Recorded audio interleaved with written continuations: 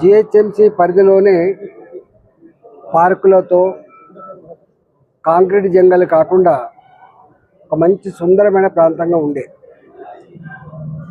ఈ మధ్య కాలంలో లాల్ బజార్ అక్కడ గాంధీ ఆడిటోరియం ఉంటుంది, గరీబోళ్ళు పెళ్లి చేసుకునే అడ్డా, అది దాన్ని డంప్ యార్డ్గా మార్చింది తీర్మానం చేసి.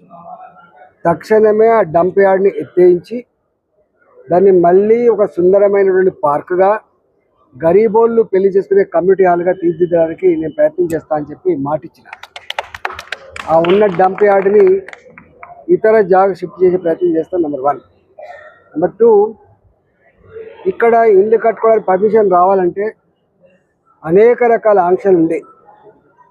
మారిన పరిస్థితులకు అనుగుణంగా కేంద్ర ప్రభుత్వమే రక్షణ మంత్రిత్వ శాఖనే ఇవాళ కొన్ని చేంజెస్ తీసుకొస్తా ఉంది.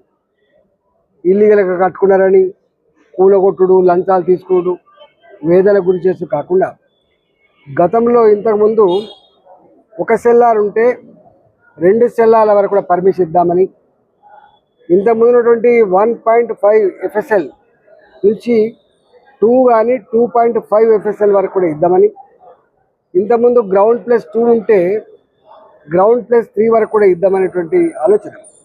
ఎందుకంటే ఇక్కడ జాగా ఉన్న వాళ్ళు కొంత పెద్ద కట్టుకోవాలంటే అనేక రకాల ఆంక్షలు ఉన్నాయి. ఇల్లీగల్ కట్టుకుంటేనేమో లంచాలు ఇవ్వాల్సి వస్తుంది. కాబట్టి దాన్ని కేంద్ర ప్రభుత్వమే మారిన పరిస్థితులకు అనుగుణంగా మీరు తీర్మానం చేసి పంపండి అని చెప్పింది. కాబట్టి దాన్ని ఎంత మ్యాక్సిమం లెవెల్లో ప్రజలకు ఉపయోగం ఉంటుందో అంత లెవెల్ వరకు పంపమని చెప్పినాం. అంటే ఇక్కడ 516 బోర్లు, ఏ బస్తీకి ఆ బస్తీ, ఏ కాలనీకి ఆ కాలనీ మోటార్లు పెట్టుకొని నడుపుకుంటారు నీళ్లు. అంటే ఎంత నీళ్ళు అయితే అవసరం ఉందో అంత నీళ్లు రావట్లే. కాబట్టి ప్రజలకు ఇతరత్ర కార్యక్రమాల కోసం ఈ మోటార్లు వాడుకునేటువంటి ఆస్కారం ఉంటుంది. కాబట్టి ఈ ఎండాకాలం అయితే అవసరమైన కంటోన్మెంటే కరెంటు బిల్లులు కట్టి, గతంలో రాష్ట్ర ప్రభుత్వమైనా లేదా కంటోన్మెంట్ అయినా ప్రభుత్వ పరంగా నడిచేటువంటి బోర్డులన్నీ కూడా బిల్లు కట్టకపోతుంటాయి. కానీ ఇప్పుడు గ్రామాలలో కూడా కట్టే పరిస్థితి వచ్చింది, ఇక్కడ కూడా కట్టే పరిస్థితి వచ్చింది. డిస్కామ్లు అంతా దివాళా తీస్తూ ఉంది. కాబట్టి అవసరమైతే మనమే కరెంటు బిల్లులు కట్టి ఆ బోర్లన్నీ కూడా నడిపి నీళ్ళ సమస్య లేకుండా ఎండాకాలం చూడాలని చెప్పి కూడా మేము చెప్పడం జరిగింది. మొన్న రక్షణ శాఖ మంత్రి గారిని కలిసినాం. ఇక్కడ సఫాయి కర్మచారులు, మోడీ గారేమో దేశంలో సఫాయి కర్మచారులు వాళ్ళ బతుకులు పనంగా పెట్టి ఇవాళ ప్రజల ఆరోగ్యాన్ని కాపాడుతున్నారని, కరోనా కష్టకాలంలో హెల్త్ వర్కర్స్ ఉన్న వాళ్ళు వాళ్ళ ప్రాణాలను పనంగా పెట్టి వాళ్ళు కాపాడాలని చెప్పి వాళ్ళ కాళ్ళు కడిగింది.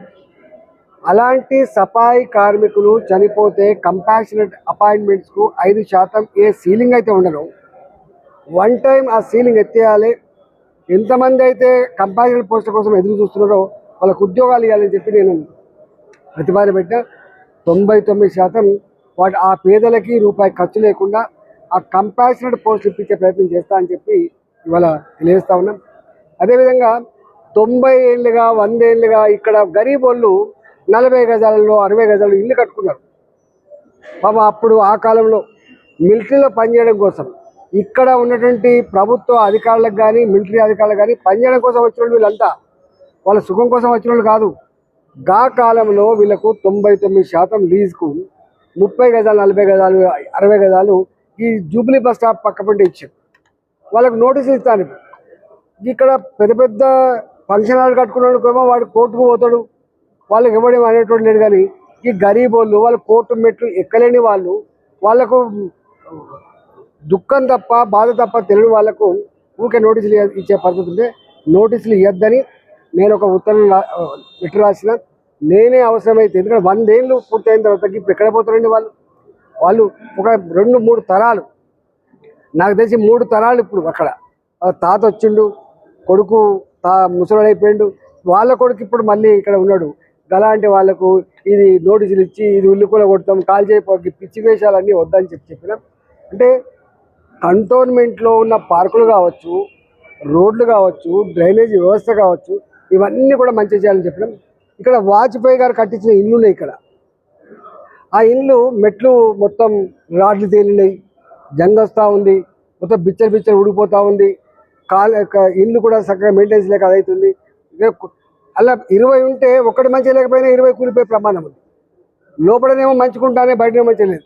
వాళ్ళ పైసలు లేవు. మొన్న పోయి చూస్తే పైసలు లేవు.